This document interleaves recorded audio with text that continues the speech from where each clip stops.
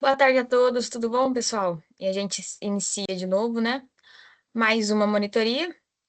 Voltamos para o nosso processo civil e hoje, como todo mundo está sabendo, é uma revisão geral para a gente poder partir para a avaliação integrada. A gente já está chegando no final do semestre.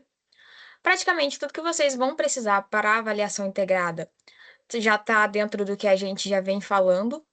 Começa com toda a parte do processo civil, os princípios, a fase de sentença, vai terminar basicamente em sentença. É por ali, mais ou menos, que vocês vão ter mesmo a matéria cobrada de processo civil. Lembrando que a prova integrada, ela vai pedir muito mais interpretação, dificilmente ela pede, assim, um conteúdo muito específico, mas é bom a gente ir revisando todo o conteúdo que vocês tiveram durante o semestre, porque pode sim ser cobrado. Começando, então, processo civil. Primeiro, a gente parte pelos princípios fundamentais, as normas fundamentais que regem o processo civil, começando pela Constituição Federal, o artigo 5º, que é o devido processo legal. O devido processo legal é que todas as partes têm o direito de ter ali o seu conteúdo, ter ali o seu processo regido pelas mesmas leis, pelas mesmas normas, pelo juiz. Contraditória e ampla defesa. Toda parte tem o direito a se defender, tem direito a vir no processo, apresentar provas, apresentar artigos, apresentar doutrinas. Ela tem o direito de defender e se debater. Não só no que a gente mais conhece, que é comumente a contestação, né? Mas, por exemplo, se a parte autora apresentar alguma outra prova, apresentar alguma outra coisa dentro do processo, o juiz, obrigatoriamente, ele tem que dar um prazo, ele tem que deferir um prazo para que a parte contrária conteste ou fale sobre aquela prova, fale sobre aquele novo fato que venha a estar no processo. Então, durante todo o processo, todo o rito processual, ela vai ter todo esse direito de se defender, de apresentar ali o que é necessário para formular e formar os seus argumentos. A publicidade, todo o processo civil, ele é público, ou seja, qualquer pessoa, todas as partes, elas têm direito a ver o processo. Lembrando que a gente tem uma exceção que são segredos de justiça, mas o segredo de justiça, ele é mais para proteger partes vulneráveis. Ou seja, o segredo de justiça, ele vai cair principalmente quando o autor ou quando o réu for menor. Em ações de família, por exemplo, é, é muito comum se apenas colocarem a sigla do nome das partes, nunca usar os nomes mesmo. Se a pessoa se chama Pedro de Souza, aí vai estar lá, PS ajuizou a ação de tal forma, ou foi ajuizada uma ação contra tal pessoa, porque ela é de menor. Ou quando a pessoa também, por alguma enfermidade, por algum problema, ela é mesmo incapacitada, ou seja, ela tem incapacidade civil, e isso torna ela, para o judiciário, para o jurídico, vulnerável, então ela tem essa proteção. A publicidade, ela vem como um direito, ela vem como uma norma fundamental, todo o processo é público, toda pessoa que quiser ver o processo tem o direito a entrar, a pesquisar, a olhar, mas lembrando que tem essa exceção do segredo de justiça que recai sobre questões que são sensíveis, principalmente relacionada a menores ou a pessoas incapazes. É muito relacionado a pessoas vulneráveis. Você vê algum caso de que a pessoa tem alguma vulnerabilidade, que ela tem essa incapacidade civil, que ela é menor, segredo de justiça. Igualdade processual. Todas as partes têm direito a ter dentro do processo as mesmas ferramentas, ou seja, elas podem lutar com as mesmas armas. Se você. Um, um claro exemplo disso é que ninguém pode entrar dentro de um processo sem o devido advogado. Nenhuma pessoa consegue postular um processo, consegue se defender dentro de um processo sem ter ali um advogado. Por quê? Porque quem conhece os meios técnicos jurídicos, as leis, quem entende mesmo é o advogado, que se formou, que estudou para aquilo. Então, as partes têm esse direito de ter essa defesa técnica, formada por alguém que tem a capacidade para defender o direito delas. A mesma coisa recorre quando se fala em questão de provas, por exemplo. Igualdade processual vai se caracterizar em todo o processo. Por exemplo, se a pessoa ela quer, o autor pediu uma prova documental, o réu, se ele necessitar, se ele precisar, ele também tem o direito de pedir por alguma prova. Ele pode ter ali pedir pela perícia, pedir por prova testemunhal, prova oral, prova documental. As partes, elas têm que ter as mesmas ferramentas para brigar dentro daquele processo. Nenhuma parte vai ficar desigual. O juiz não pode pesar para um e excluir o outro. Não, todas as partes têm o mesmo direito dentro daquele processo. A inafastabilidade da jurisdição, ou seja, quem decide o processo, quem vai tomar a decisão final de um processo, é o juiz, que ele é postulado com a jurisdição. A jurisdição, lembrando da teoria geral do processo, nada mais é que o poder investido do Estado para poder julgar aquela lide, ou seja, resolver aquele problema. É o poder que o Estado tem de resolver o problema entre aquelas partes. A justiça, a jurisdição, esse poder estatal, ele não é afastado em nenhum momento do processo. Lembrando que o processo, ele nada mais é do que um procedimento onde as partes vão levar o seu problema e durante todo esse processo, durante toda essa caminhada das partes apresentando seu problema, elas vão apresentar os seus argumentos para o juiz. O processo nada mais é do que um caminho que se para formar o convencimento do juiz. Se é o juiz que vai decidir, é ele que tem que estar convencido se um está certo, se um está errado, se os dois estão errados, se os dois estão certos. Então, todo o processo ele é feito para o juiz formar o seu convencimento sobre aquele problema. Então, a justiça, a jurisdição, ela não se afasta em nenhum momento do processo. Todo ato processual tem que ser aprovado, tem que ser visto por um juiz, que tem essa jurisdição, que é esse poder do Estado, de poder julgar e resolver o problema daquelas partes. A razoável duração do processo. O processo ele tem que ter um tempo mínimo, ou seja, ele não pode exceder muito, o processo não pode perdurar por muito tempo, porque senão ele perde ali o seu propósito. Imagina que a pessoa vai ficar 20 anos, 30 anos dentro de um processo resolvendo um problema. Qual que é o propósito disso? Isso gera tanto gastos para o Estado quanto gastos para as partes, então isso não tem ali a sua eficácia. O processo para ser eficaz, ele tem que ser rápido, ou seja, não muito rápido, nem demorar demais. Ser razoável é ele ter o tempo exato para que todos os atos sejam cumpridos, para que todas as leis sejam revistas, para que todo problema seja examinado minuciosamente, sem enrolar demais, sem ser rápido demais, para se consiga ali chegar à verdadeira solução do problema. A boa-fé processual, toda e qualquer parte deve agir dentro do processo com a boa-fé processual, ou seja, as partes elas não podem simplesmente entrar para um processo querendo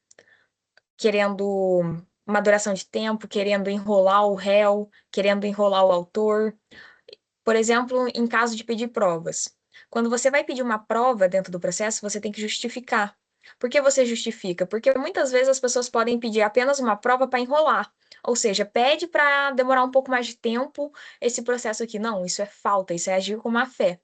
Ou seja, toda parte tem que agir dentro da boa-fé processual. Eficiência e efetividade. O processo, ele tem que ser eficiente e ele tem que ser eficaz, ou seja, quando ele chegar na sua solução, ele tem que ter mesmo resolvido o problema daquelas pessoas. Se ele não resolveu, se de alguma forma não deu certo, se de alguma forma o resultado não foi satisfatório, a gente tem os recursos para a pessoa apelar, mas se considera que o processo ali, ele não teve a sua eficiência. Ele tem que chegar a uma solução. Por isso, isso decorre também de uma das questões que a gente vê lá no finalzinho da matéria de processo civil, que é quando se fala que o juiz ele tem que tentar ao máximo chegar a um processo com resultado. Resultado não quer dizer que o processo vai ser positivo ou negativo, não quer dizer que o autor vai ganhar ou perder.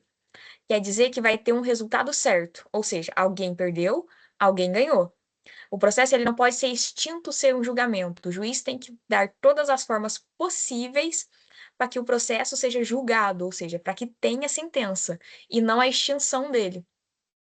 Por isso a gente vê também que quando a petição inicial ela tá para ser indeferida, o juiz vai mandar recado, o juiz vai pedir para a parte postular, vai pedir para fazer uma emenda inicial, vai perguntar pelos documentos, porque o processo ele tem que estar mesmo, ele tem que ser julgado, ele tem que ter essa eficiência dele. Partindo A gente já falou de jurisdição, né, que é a função do Estado de resolver os conflitos da parte. Ela se caracteriza pelas suas... Ela é insubstitutível, indelegável, inafastável. Algumas outras espécies que vêm da teoria geral de processo. Ação. Ação é o direito da parte de entrar dentro do Poder Judiciário, ou seja, qualquer pessoa que tenha um problema, ela tem o direito de entrar dentro do Judiciário para pedir a resolução daquele problema. É a atuação mesmo do poder do Estado para resolver. Então, ela tem que entrar dentro dessa ação, ela tem que pedir. A parte tem que pedir para que a ação possa acontecer. Sujeitos do processo, a gente tem o autor, que é quem propõe a ação, o réu, que é contra quem a ação é proposta. Capacidades processuais, quem pode figurar dentro de um processo? Primeiro, a parte tem que ser capaz, e caso ela não for capaz, por exemplo, menores de 16 anos, mas menores de 18. Eles são relativamente incapazes. Então, ali, eles não vão precisar de um curador especial, de alguém que entre no lugar deles, mas de um representante, de alguém que esteja lá auxiliando eles dentro daquele processo. Se for menor de 14 anos, que é completamente incapaz, aí a gente precisa de alguém representando ele do processo, ou seja, de um curador especial. Normalmente é um responsável legal, um pai ou mãe, ou quando não se tem o pai ou mãe, a gente tem também a figura do Ministério Público, ou de algum advogado que é nomeado para representar o direito daquele menor ou daquele incapaz. A representação dentro do processo, feito por um advogado, dentro do processo civil, você não consegue postular um processo civil, ou seja, você não consegue entrar com uma ação, você não consegue se defender em uma contestação. Se não tiver um advogado, porque o advogado é o único que tem capacidade postulatória para estar em juízo.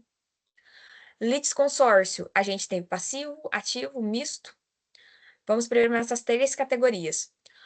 Litisconsórcio ativo é quando a gente tem mais de um autor, ou seja, a gente tem vários autores pleitando um pedido, então a gente tem a pluralidade de partes dentro do processo. Quando a gente tem um litisconsórcio passivo, é a pluralidade de réus, ou seja, a gente tem mais de uma parte, mais de um réu dentro daquele processo. Quando é misto, a gente tem mais de um autor, mais de um réu.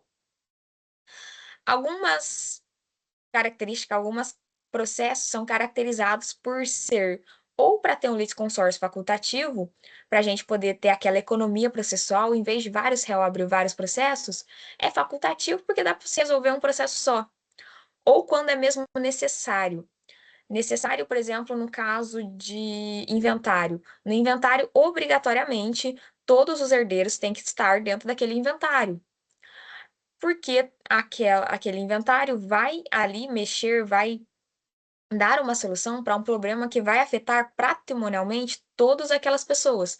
Então, obrigatoriamente, todos os herdeiros têm que estar ali. Não pode herdeiro A abrir um inventário, herdeiro B abrir outro inventário e ser processos separados. Não, o processo tem que ser junto. Isso é um litisconsórcio necessário, ou seja, obrigatório por lei. E se não tiver todos os herdeiros, o processo ele não pode nem dar decorrimento, ele não pode nem continuar. A gente pode ter dentro de um processo a intervenção de terceiros, ou seja, pessoas que não são originariamente parte daquele processo, elas não são parte daquela lide, mas elas são chamadas ou para dar uma assistência, como a gente tem assistência de, por exemplo, quando é algum direito coletivo, algum direito desse tipo, a gente tem uma parte que dá uma assistência. Denunciação da lide, quando se faz a denunciação da lide de um terceiro, por exemplo, o autor entrou contra um processo. Aí o réu ele denuncia a lide em favor de um terceiro. Aí dentro daquele mesmo processo tem aquela denunciação. Chamamento ao processo, quando a gente chama um terceiro diferente do processo, porque o direito dele às vezes vai ser mexido, vai ser ali, pode acabar mexendo, pode acabar afetando o direito daquele terceiro. Por exemplo, se a gente for falar de locações.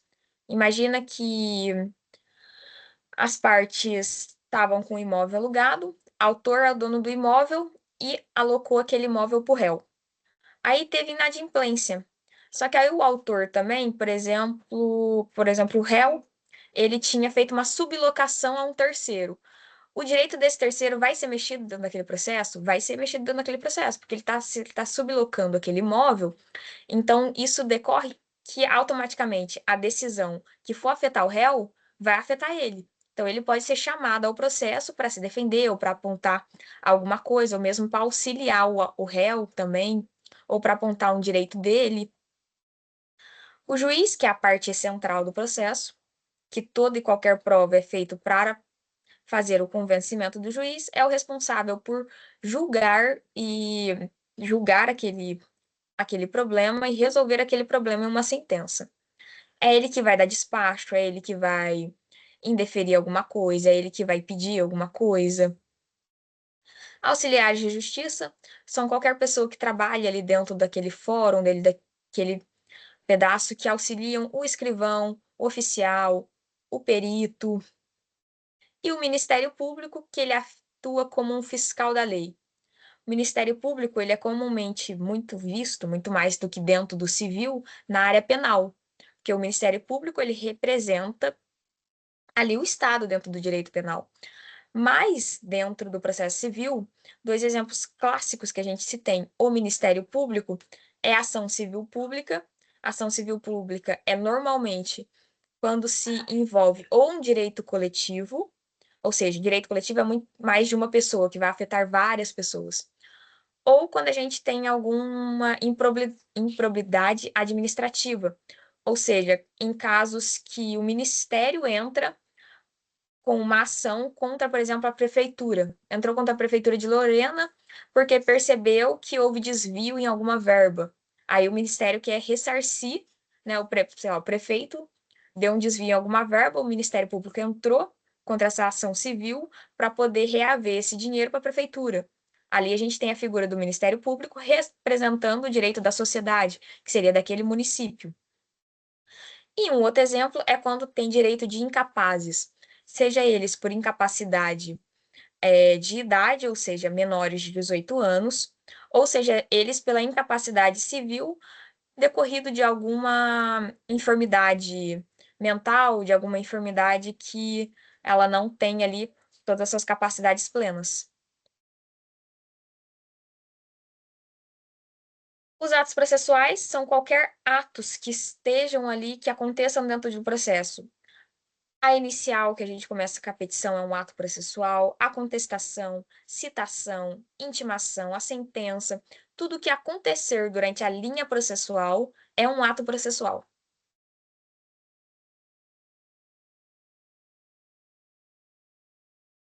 E basicamente o processo é dividido em três formas, que seria a sua formação, ou seja, deu a inicial foi deferida, o processo ocorreu.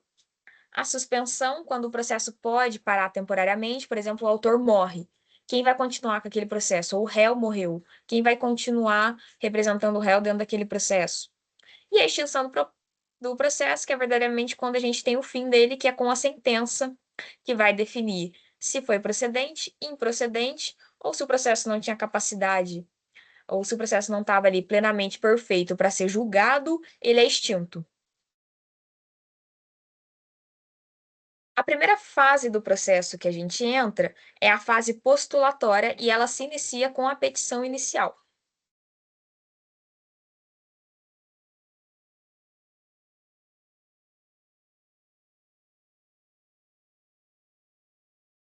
A petição inicial, ela nada mais é do que um documento que o autor, através de um advogado, vai apresentar em juízo, indicando ali a qualificação das partes. Primeiramente, ele vai indicar qual que é o juiz. Juiz de Lorena, juiz de Guará, tem todo aquela aspecto que a gente vê dentro da teoria geral do processo, que é onde que a ação vai ser proposta. Se ela, na maioria das vezes, como regra geral do Código de Processo Civil, a ação é proposta no domicílio do réu. A gente tem algumas exceções para direito de consumidor, por exemplo, direito trabalhista, ele tem a sua própria exceção, porque direito trabalhista, a gente fala de um processo trabalhista. Então, ali vai depender do tipo de procedimento que você está fazendo, processual. Mas falando do civil, a gente normalmente vai usar a regra que é no domicílio do réu. Indicação do juiz, juiz de Lorena, da primeira vara, da segunda vara. Qualificação das partes, eu, autor, de nome tal, CPF tal, endereço tal. Causa de pedir. O que que você está pedindo? O pedido, o valor, as provas e a opção por conciliação. Causa de pedir. A causa de pedir é verdadeiramente você narrar os fatos, o que está acontecendo, o que que aconteceu dentro daquele processo, o que que levou àquela lead, você contar mesmo uma historinha do que está ocorrendo, você justificar juridicamente por que você está pedindo aquilo, ou seja, qual direito seu foi lesado, o que que não foi lesado, o que que você está se baseando para entender que seu direito está sendo lesado. O pedido propriamente dito, que é você pedir danos materiais, danos morais, danos estéticos, sociais, e o valor da causa, que é obrigatoriamente posto, ou seja, a gente tem que colocar um valor dentro da causa. Normalmente, o valor da causa, quando a gente fala de processo civil, o processo civil ele tem uma característica que é indenizatório, ou seja, a maioria do processo civil vai ter ali baseado em um valor de algum serviço que foi prestado, de algum contrato, mesmo que seja uma obrigação de fazer, aquele fazer foi um serviço que teve algum valor. Caso a gente não consiga definir o valor do processo, o que que ocorre? A gente coloca como base, como regra, um valor de R$ 1.000. A regra do processo civil é quando você não consegue, porque é a partir do valor da causa que consegue se calcular as custas. Então, não calculando as custas, não consegue dar andamento ao processo, que as custas precisam ser recolhidas antes que se faça citação, antes que se decida por uma tutela provisória. Então, é preciso ter, sim, obrigatoriamente o valor da causa. As provas, dentro da petição inicial, já vai vir acompanhado de todas as provas que o autor tiver, sejam fotos, sejam print de WhatsApp, que hoje em dia é aceito dentro do judiciário, seja documento contratual, seja uma perícia particular. O autor contratou um perito particular para fazer ou uma perícia médica, fez algum exame, ou uma perícia em algum imóvel, por exemplo. Opções por conciliação é se o autor tem alguma proposta de acordo para o réu. Porque muitas vezes acontece das pessoas não conseguirem se comunicar, não conseguirem conversar e entra no judiciário para propor um acordo mesmo, para obrigar a outra parte a ler aquele acordo e pelo menos analisar aquele acordo. Os documentos essenciais, os requisitos extrínsecos, ou seja, a gente tem ali identidade, comprovante de residência, todos aqueles documentos que necessariamente precisam estar dentro do processo para que se prove. Procuração assinada, né, pelo autor e com o número da OAB do advogado. Uma emenda processual. Por exemplo, o autor entrou com a petição inicial, só que antes da citação não pode ter ocorrido a citação ainda, que se aconteceu a citação, é preciso que o réu leia aquela emenda e aprove que ela seja anexada ao processo. Antes de acontecer a citação, o réu ele tem um prazo de 15 dias para corrigir, mesmo corrigir a inicial. Por exemplo, ele fez lá, apresentou toda essa causa de pedir, só que na hora de falar os pedidos, esqueceu de colocar ali o pedido de dano moral. Aí ele, se ele dentro desses 15 dias fazer uma emenda inicial, ele pode pedir o dano moral. Ou fez toda, muito mais comum, fez toda a petição inicial e esqueceu, ou no momento de fazer a petição inicial também não queria pedir uma tutela provisória, mas percebeu que seria interessante pedir. Então, ele pode fazer isso por ementa a inicial também e pedir uma tutela provisória. O indeferimento da inicial é quando a inicial ela não está apta a conseguir seguir com o processo, ou seja, ela apresenta algum defeito, ou não veio acompanhado de procuração, ou não veio acompanhado de um documento essencial, como uma carteira de identidade, ou ela não tem o valor da causa, todos esses quesitos vão causar o indeferimento dela, porque sem isso não consegue dar andamento ao processo. O pedido, a gente já falou, é o que se busca com aquela ação que se está buscando. Primeiro você conta a história, os fatos, o que aconteceu. Por exemplo, se fosse de uma causa de locação. Aluguei o imóvel para alguém, essa pessoa não está me pagando e não me devolveu o imóvel. Tem ali um problema, dentro daquele problema tem um pedido. Eu quero o meu imóvel de volta e eu quero os aluguéis atrasados. Então você tem ali a causa de pedir. O juiz, automaticamente, ele não vai indeferir a petição inicial. Ele vai dar uma chance para o autor para poder corrigir a petição inicial se ela tiver algum erro, se ela tiver ou falta de um valor, ou o juiz vê que o valor é muito alto, também acontece das pessoas fazerem o cálculo de um valor muito alto. Aí ele pode mandar, dentro de um prazo de 15 dias, pedir para se que corrija a inicial. Lembrando que tudo isso faz parte das normas de processo civil, né? Os princípios do processo civil, que ele tem que ser efetivo, ele tem que ser eficaz. E para ele ser eficaz, ele tem que chegar a uma solução, e a solução é a sentença. Os efeitos do recebimento da inicial é automaticamente a citação do réu. A citação do réu, ou o réu, ele pode acabar sendo revel, que é ou ele não contestando, pode-se perceber uma litispendência, pode ser, ou também pode ter uma interrupção, uma prescrição. Imagina que o juiz já lê a inicial, defere a inicial e no processo, e no caminho ele percebe que aquele direito do autor está prescrito ou já está decadente. Então, se ele já não podia entrar com a ação porque estava prescrito o direito dele, ele já não tinha mais o direito de cobrar aquilo, por exemplo, se fosse uma dívida, então o processo não tem para que continuar, ele é extinto ali já na fase, antes de entrar em qualquer outra fase. A citação. Finalidade da citação é mesmo dar publicidade, ou seja, dar conhecimento ao réu de que uma ação foi movida contra ele. Ela tem algumas modalidades. A eletrônica, como a gente já havia comentado bem no começo, né, do semestre, preferencialmente o Código Civil, por causa de ser um código novo de 2015, Código de Processo Civil, por causa de ser um código novo de 2015, ele dá preferência à citação eletrônica. Só que no processo para pessoas físicas, ele não ocorre normalmente, porque ainda não se tem uma forma de que todas as pessoas tenham um meio eletrônico seguro e eficaz. Se pensou muito no e-mail, só que no e-mail as pessoas acabaram sendo muito hackeadas, então começava a mandar esse tipo de citação falsa, e a pessoa entrava e era hackeado o celular ou o notebook. Então, isso aí meio que decaiu. Quando a gente fala de uma citação, ela meio que decaiu. Funciona muito para empresas. As empresas, elas têm um portal, como se fosse um portal do judiciário, elas são obrigadas a se inscrever ali, elas têm que estar inscritas dentro daquilo ali, e se ela estiver inscrita por ali, que ela vai ser citada. Mas, hoje em dia, dentro do judiciário, já se tornou pacificado e comum, a citação mais comum é por carta, ou seja, por correio. Envia-se mesmo uma carta com AR. AR é aviso de recebimento, ou seja, se o réu recebeu, o correio vai mandar de volta um recadinho, um bilhetinho, mandando para o judiciário, ó, o réu recebeu. Ponto.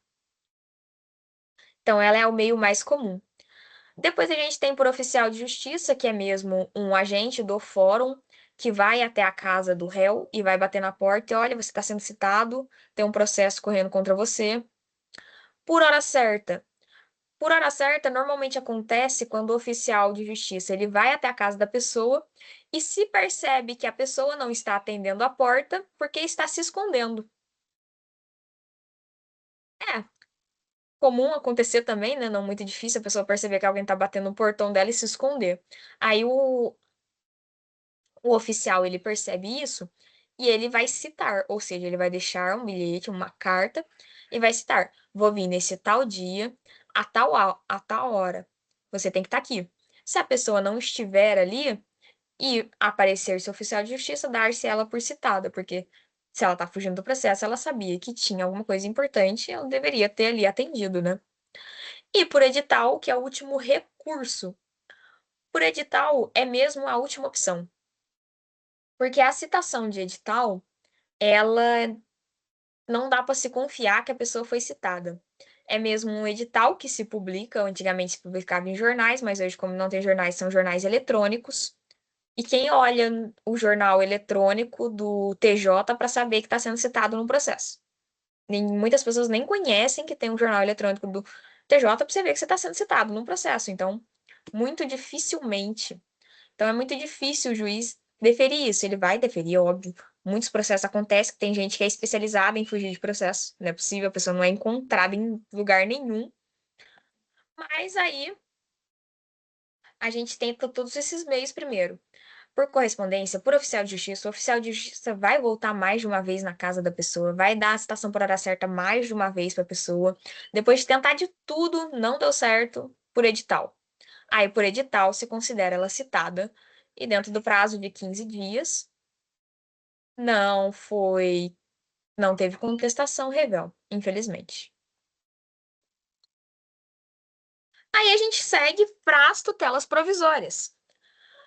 A gente entrou com a inicial deferida, aceita, a pessoa ela pode pedir uma tutela provisória. A tutela provisória, o que elas são?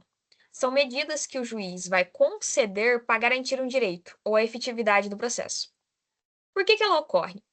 Imagina, o exemplo mais comum que a gente pode achar é quando a gente fala de plano de saúde. Imagina que o autor, ele é um senhorzinho, por exemplo, de uns 60 anos, ele tem um plano de saúde, ele está com um problema no coração e precisa de uma cirurgia no coração. Só que aí o plano de saúde, o senhorzinho vai lá, pede a cirurgia, mas o plano de saúde fala que não pode fazer a cirurgia, porque, infelizmente, aquela cirurgia não é coberta pelo plano. Então, se o senhorzinho quiser fazer a cirurgia, vai ter que pagar 60 mil reais.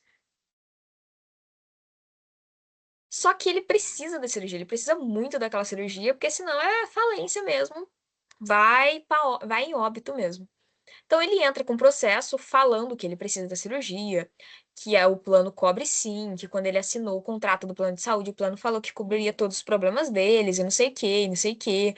E ele tem esse direito a essa cirurgia que o plano deveria cobrir, porque quando ele assinou o contrato, foi entendido que o plano ia cobrir sim. O plano de saúde que tá errado, o hospital que tá errado. Aí, nesse caso, imagina que vai demorar muito até se provar, analisar o contrato do plano de saúde, ver mesmo se o plano de saúde tinha ou não que fazer a cirurgia, ver se tinha mesmo direito ou não. E o homem, o senhor, está precisando da cirurgia com urgência. Então, o que que a gente faz? A gente faz e se pede uma tutela de urgência. Por que vai se pedir uma tutela de urgência? Aqui eu vou para o nosso quadrinho. Porque ali a gente tem perigo de dano ou risco ao resultado do processo. Se o que ele quer é uma cirurgia, imagina se chegar lá na sentença. Ah, verdade. O senhor tinha direito mesmo à cirurgia, o plano de saúde que estava errado. A pessoa já faleceu. Qual que foi a efetividade desse processo? Qual que foi a eficácia de demorar todo esse tempo, dinheiro e recurso para chegar no final, a pessoa conseguir a cirurgia e já não está mais viva para fazer a cirurgia?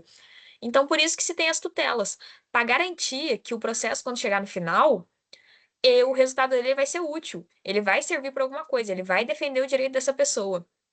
Então, a gente se adianta o resultado que poderia ter do processo para poder garantir que não haja aquele perigo, que não haja aquele dano, para garantir esse resultado. A gente separa em dois tipos de tutela, que é a tutela de urgência e tutela de evidência. Aí aqui eu tinha colocado também, né? A tutela antecipada é quando o direito antecipa o direito. Cautelar e tutela de evidência. A tutela de urgência, ela é mesmo isso, quando a gente tem um perigo de dano ou risco resultado ao processo, para evitar prejuízo iminente ao direito da parte, ou seja, o direito à vida, no caso que a gente está usando aqui como exemplo. O momento da concessão pode ser em qualquer momento dentro do processo. As partes mesmo, pode ser autor ou réu, podem pedir a tutela de urgência dentro do processo em qualquer momento processual. Comumente, a gente se pede na inicial, porque a pessoa já entra no processo conhecendo que o direito dela está em risco, então ela já se pede na inicial. Um exemplo clássico de que já se pede dentro da inicial é alimentos. A gente tem o direito ali de alimentos. Às vezes demora muito um processo para se julgar que a pessoa, que o menor vai ter direito a alimentos. E ali o juiz já defere uma tutela de urgência para que o pai pague provisoriamente aqueles alimentos até sair o julgamento do processo.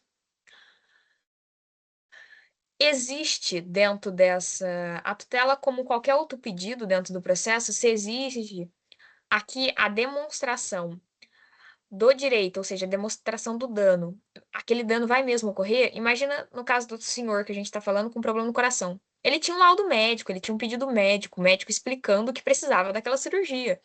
Então, tem uma demonstração de dano? Tem uma demonstração de dano, sim. Ah, mas a gente pode contestar, por exemplo, a afirmação do médico e pedir uma perícia. Dificilmente. Uma das regras do. Mas das regras não, mas comumente se encara o processo civil que se o médico ali tem a inscrição, né, que o médico também ele tem como se fosse uma inscrição dele dentro do Conselho de Medicina, o juiz vai olhar, ah, é um médico cardiologista mesmo que deferiu, ah, então o médico tá certo, eu não sou médico, como que eu vou decidir isso ou não? Então, se tem ali todas aquelas demonstrações, se consegue pedir sim. A tutela de urgência, ela vai se definir, aqui eu coloquei bem no finalzinho, entre duas tutelas, antecipada ou cautelar. A antecipada é que ela vai antecipar uma decisão final. Ou seja, a decisão final, a decisão final, ela vai ser antecipada para poder proteger aquele direito. Ela vai proteger aquele direito, ou seja, cautelar porque ela vai proteger. E a tutela de evidência, a gente tem a segunda modalidade de tutelas, que é quando já se evidencia o direito do autor.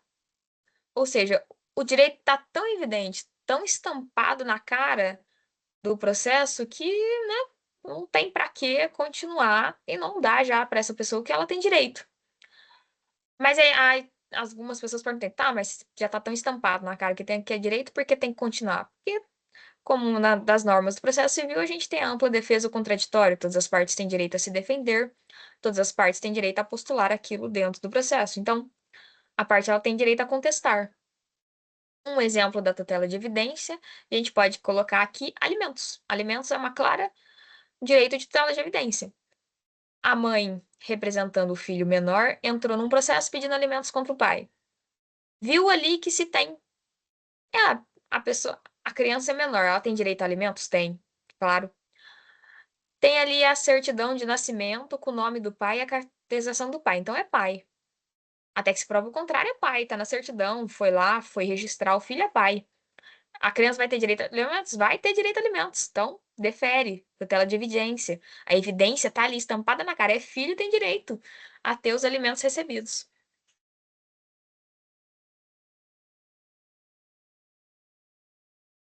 E passando isso, a gente entra na resposta do réu.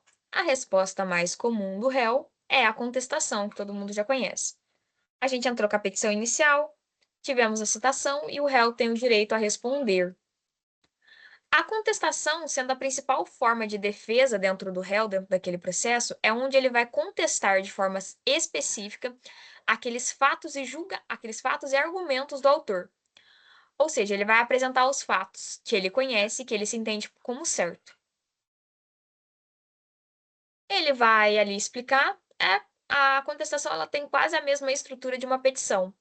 O réu vai apresentar os fatos ali de acordo com o que ele viu que aconteceu, vai colocar os fundamentos jurídicos, falando: não, peraí, esse cara tá errado, ele não tem direito a isso, não. Quem tem direito sou eu, olha, jurisprudência tal, lei tal, artigo tal. Depois, ou ele finalmente, né, ali finalizando a contestação, não tem-se um pedido, né? Diferente da inicial, que tem os pedidos claros. O único pedido do réu é que a ação seja improcedente, porque ele considera que o autor não tem aquele direito que ele está pedindo. Novamente, aí, outra resposta do réu, que pode ser cumulativa com a contestação, a gente tem a reconvenção. Reconvenção é quando o réu, dentro da sua resposta, ele vai pedir alguma coisa. Ele pode tanto contestar, ou seja, se defender, ele vai defender daqueles argumentos que o autor pleitou, ou seja, vai falar, não, o autor está errado, ele não está certo, não. Vai se defender falando que ele não é culpado daquilo e ainda vai pedir alguma coisa. Olha, eu não sou culpado e ainda quem é culpado é o autor. Porque olha só, é eu que tenho direito a danos materiais aqui. Muito comum isso em processos, por exemplo, que envolvam acidentes automotivos. O autor entrou falando que quem era culpado por ter batido no seu carro era o réu. Aí o réu, em contestação, contestou, falou que não, eu não sou culpado por bater em ninguém. Quem foi culpado ainda é o autor, é ele que tem que me pagar o dano material para arrumar meu carro. E assim vai. A reconvenção é mesmo um pedido que o réu ele pode fazer dentro do processo como uma resposta processual. Ela normalmente é acompanhada da contestação, onde a pessoa já se defende e ainda faz o pedido. Raramente as pessoas só refazem o pedido, porque primeiro você se defende do que aquela pessoa está te acusando, depois você pede. Mas pode acontecer também de vir só um pedido.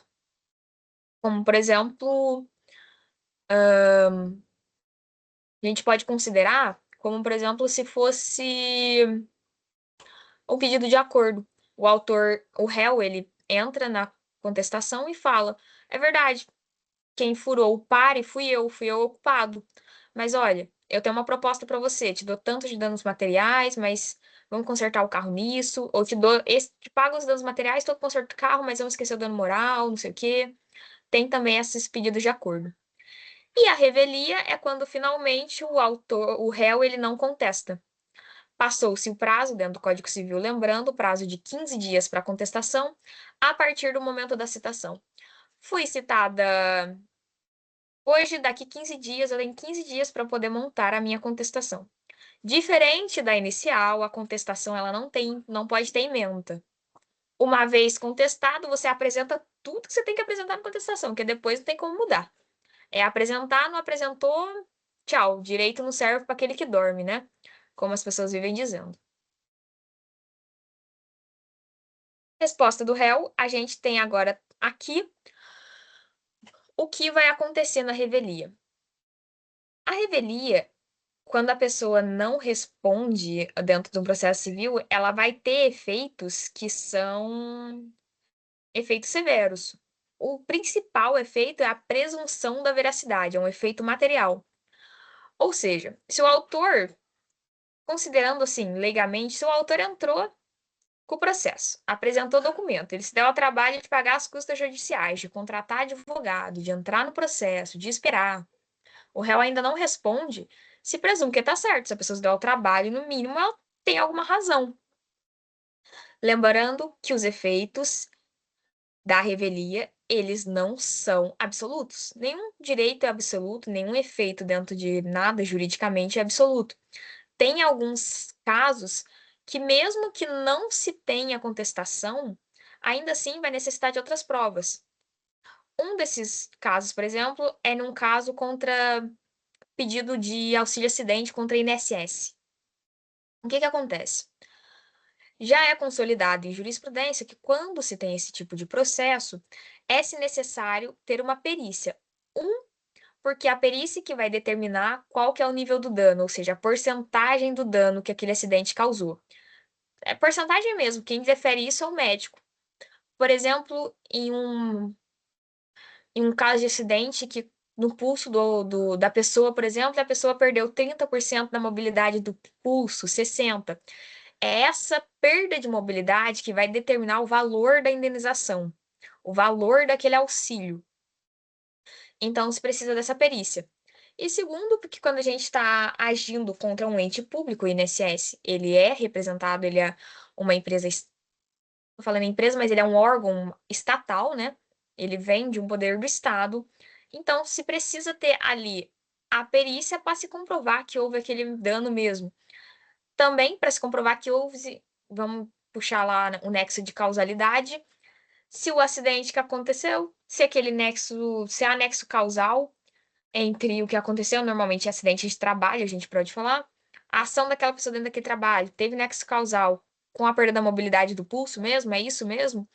Então aqui, imagina que a pessoa ela entrou com o processo inicial, tudo certinho, deferiu, beleza. O INSS não contestou. O INSS, ele pode ser réu. Lembrando que ele pode ser réu, mesmo sendo um ente estatal, ele tem personalidade jurídica. Qualquer pessoa de personalidade jurídica ou física que tem as capacidades civis, capacidade civil, uma pessoa jurídica tem capacidade civil, ela pode entrar dentro do processo e ela vai responder pelos danos causados e ponto final. O INSS ele não contestou, tem revelia.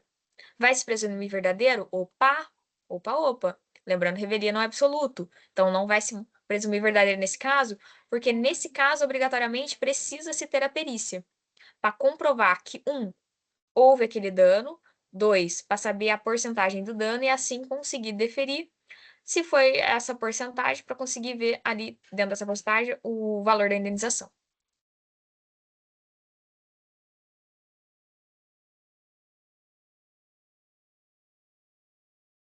As exceções da revelia, a gente já falou. Quando houver litisconsórcio passivo também, ou seja, mais de um réu, um réu que não contestou não vai prejudicar os outros. Se um deixou de contestar, isso não vai prejudicar os outros réus. Se a lide versar sobre direito indisponível, muito comum, mas né, num futuro não muito distante, quando forem advogados, aqueles que atuarem para direito de família, vai perceber quando, por exemplo, a mãe, representando o filho, entrou pedindo alimentos e representou pedindo a guarda. Vamos falar de guarda. Representou pedindo a guarda do filho. Ela quer a guarda só para ela do filho. Ela não quer guarda compartilhada, nada. Ela quer que a guarda do filho fica com ela. O réu, que é o pai, não contestou. Só que ele apresenta a contestação fora do prazo.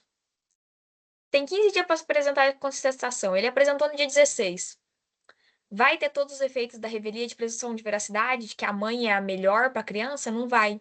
Porque o direito à guarda, o direito de família, ele é indisponível. Não é um direito que você pode dispor. Uma coisa é a gente falar de bens materiais, ou seja, dinheiro, indenização, um carro. Isso são direitos disponíveis. Você pode dispor deles à vontade. Direito de família, direito de guarda, direito de alimentos, direito à vida, direitos à dignidade da pessoa humana, nada disso é disponível.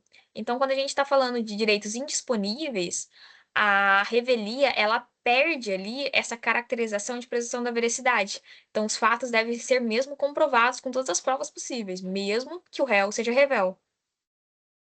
Quando a petição inicial não estiver acompanhada de todos os documentos indispensáveis à prova, ou seja, por mais que a revelia ela vai ali se presumir a veracidade, se não tiver todas as provas para ter aquela presunção, sinto muito, não vai ter aquela presunção. Isso ocorre porque precisa ali que o direito seja aprovado. Por exemplo, um caso de locações. Eu aluguei um imóvel para vocês e estou acusando vocês de não pagarem o imóvel e não me devolverem o imóvel. E eu não entrei com uma ação contra vocês. Só que eu não apresentei nem o contrato de locações, nem eu não apresentei o contrato de locações, nem nenhuma prova de que o imóvel seja meu, ou seja, uma escritura do meu imóvel. Vai se presumir a veracidade nesse caso? Não vai, porque não tem todos os documentos. Como que você vai provar alguma coisa? Você não está provando nem que o imóvel é seu, nem que você tem um contrato de locação com aquela pessoa que você está apontando ali como inadimplente. Então, não tem como se presumir a veracidade nesses casos. Ou quando forem fatos alegados sem uma verossimilhança, ou seja, sem uma base probatória. Absurdo, por exemplo. Você está pedindo uma coisa que está fora da lei, que a lei nunca ia poder te dar, mas o réu ainda assim não contestou. Vai ser presumido a veracidade, você vai ganhar. Não vai. Não tem presunção legal, não tem como, né, ter aquele ganho. E mesmo sendo revel, o réu ele pode intervir dentro do processo a qualquer momento ou a qualquer fase. Vamos lá. Petição inicial. Aqui a gente não teve a contestação, a gente teve a revelia. Depois que a gente tem a petição inicial, normalmente a contestação vem a réplica do réu dentro do processo civil. Lembrando que processo civil não tem tréplica, a gente só tem até a réplica. O que que acontece? O juiz ele vai dar um tempo para as provas para falarem que tipo de prova elas querem produzir. Se o réu entrar dentro desse momento pedindo, por exemplo, uma perícia, normal, ele pode intervir dentro do processo. O processo está acontecendo, ele só não contestou. Nenhum problema ele intervir dentro daquele processo pedindo tal prova.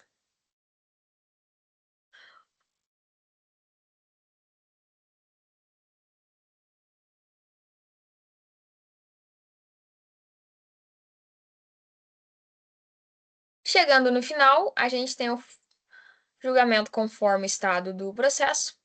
O julgamento ele pode acontecer conforme o estado do processo quando o juiz entender que ele já consegue julgar, ou seja, o juiz olhou o processo, teve inicial, teve contestação, teve réplica, Eu vi as provas, vi os documentos, vi o que os autores e réus já trouxeram, tanto em contestação quanto inicial, já formei meu entendimento, já quero fazer a sentença. Pode ter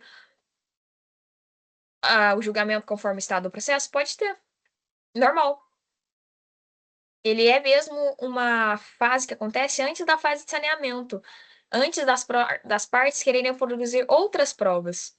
Ele é mesmo um julgamento antecipado que a gente fala, porque não se produziu nenhuma outra prova além daquelas que já foram trazidas, em inicial e contestação. Aqui, essa parte a gente pula, né? Que eu vou já falar essa parte aqui. E chegando a toda a parte do processo, a gente chega no final do processo. Peraí, estamos errados.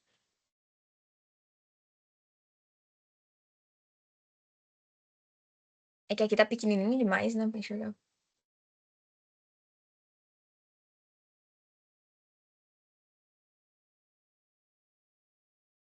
O processo, eu vou fazer, eu vou dando alguns pulos, porque a gente revisou isso de forma um pouco separada. O processo teve inicial, contestação, e o juiz deferiu que precisa de provas. Que tipo de provas você pode pedir dentro de um processo? Aqui a gente vai passar bem rapidinho, só para relembrar mesmo. Dentro de um processo, você pode ter a prova documental, que é qualquer documento que você traga. Foto, print de WhatsApp hoje em dia, contrato, tudo que é material, que tem essa coisa de ser documento, é documento. Podem ser autógrafos ou heterógrafos, ou seja, que você mesmo faz ou que um terceiro produziu. Públicos ou privados, ou seja, que seja de conhecimento público ou seja uma coisa particular sua. Solenes e não solenes, que seja formal, ou seja, exigem uma formalidade, um contrato, por exemplo, ou não solenes, uma carta, uma declaração de alguma coisa, esse tipo de documentos. Depois a gente tem a prova pericial, que é qualquer fato, qualquer questão que necessite de um terceiro profissional, ou seja, qualquer documento que um profissional daquela área faça explicando ou delegando alguma coisa. Por exemplo, um médico, uma prova pericial médica, uma prova pericial de engenharia para contestar por que que um prédio caiu, por exemplo. Se foi culpa mesmo da construtora ou se não foi. O engenheiro que fez um laudo pericial de engenharia, um laudo pericial de arquitetura. Ou quando a gente fala de contrato, um laudo de um grafotécnico, que é uma pessoa que vai ver mesmo se aquela assinatura é real, se aquela assinatura não foi falsificada.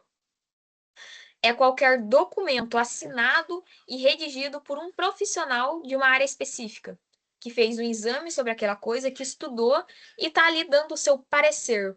Ou seja, está lidando com todas as técnicas que ele possui da profissão dele, o entendimento dele sobre aquele caso. Depoimento pessoal. Depoimento pessoal é quando eu, autor, peço depoimento pessoal do réu. Lembrando que depoimento pessoal, ninguém vai no processo para pedir o próprio depoimento pessoal. Que o próprio depoimento pessoal é confessar alguma coisa. Ninguém entra num processo para fazer prova contra si mesmo.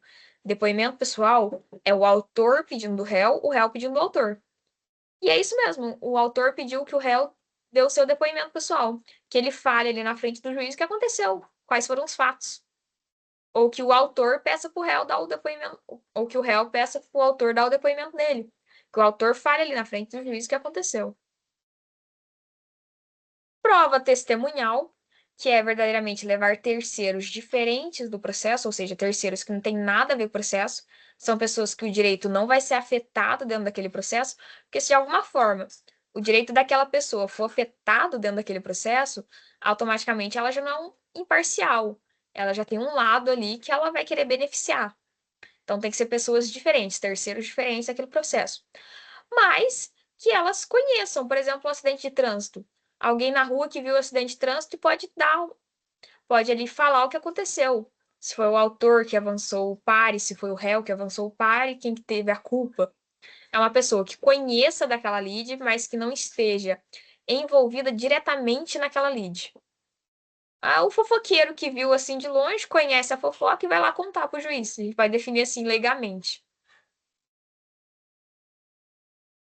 Inspeção judicial, muito difícil de acontecer, é quando o juiz é conduzido pessoalmente, ou seja, ele vai pessoalmente ao local para saber o que aconteceu.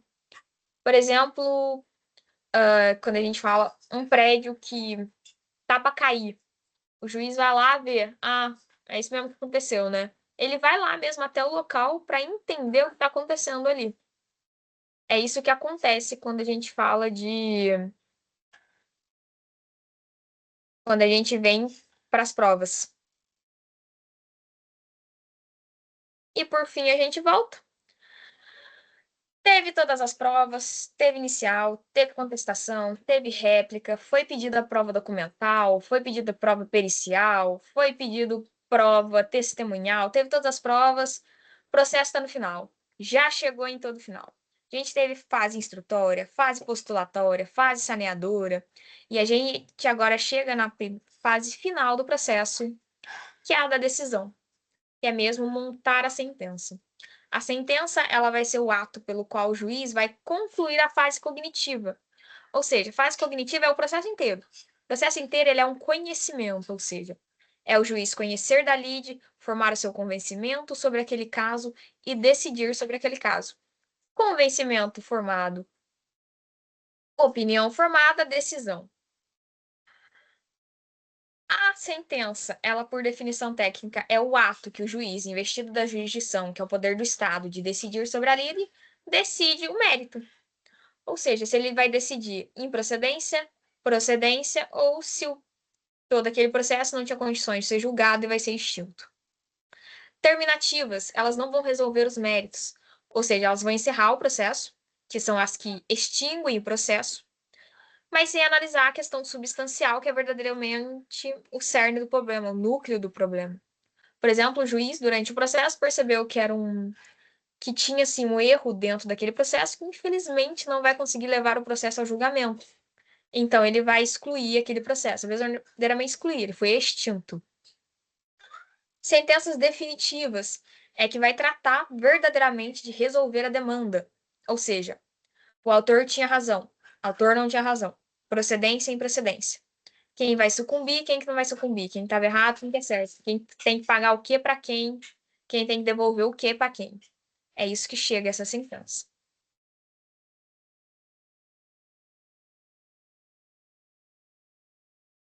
A sentença, ela exige que a sentença seja estritamente alinhada aos pedidos, ou seja, a sentença ela não pode ter vícios, ela não pode ser deferir para o autor um pedido diferente daquele que ele fez, ou seja, o autor pediu danos materiais. O juiz vai lá, dá uma sentença para danos morais, não pode. É uma sentença extra petita isso, ou seja, o juiz deferiu um pedido diferente. Ou uma sentença extra petita, que o juiz vai além do pedido. O réu pediu danos materiais de 10 mil. O juiz vai lá na sentença e dá danos materiais de 20 mil. Ele foi além do que foi pedido. Ele não pode ir além do que ele foi pedido. Porque o processo, quando a pessoa entra dentro do processo, ela faz um pedido, é a pessoa buscando uma ação para conseguir o seu direito. Então, se o próprio autor pediu 10 mil, ele entende que ele merece 10 mil. Então, o juiz tem que dar dentro ali dos 10 mil. Não pode ser a mais. O juiz pode considerar fatos novos que venham a ser conhecidos durante o processo, ou seja, um fato novo foi apresentado depois da petição e depois da contestação. O juiz pode usar? Pode. Correção. O juiz ele tem um prazo para corrigir, por exemplo, ele percebeu que sem querer teve um erro lá de digitação e ele vai corrigir a sentença. Pode ter essa correção? Pode ter essa correção perfeitamente. Primazia do mérito, que eu estava falando para vocês bem lá no comecinho aqui dessa revisão nossa, que o juiz ele vai priorizar a resolução do mérito. Ele vai tentar de todas as formas não ser extinto esse processo. Os elementos de uma estrutura de uma sentença que a gente fala. Relatório, que é o juiz contar a historinha do que aconteceu no processo. O autor entrou no processo pedindo isso. O réu veio e falou isso na contestação. Aí depois o autor falou isso. Aí foi essa prova que ocorreu. É uma historinha mesmo. Fundamento jurídico. Com base em tal jurisprudência, em tal lei, em tal doutrina, quem tem o direito a isso é o autor. Fundamentos jurídicos. Dispositivo. Ante ao exposto, né, relatório e fundamento, julgo improcedente esse pedido. Dispositivo. Algumas sentenças os pedidos vão ser deferidos de acordo com o que você pediu.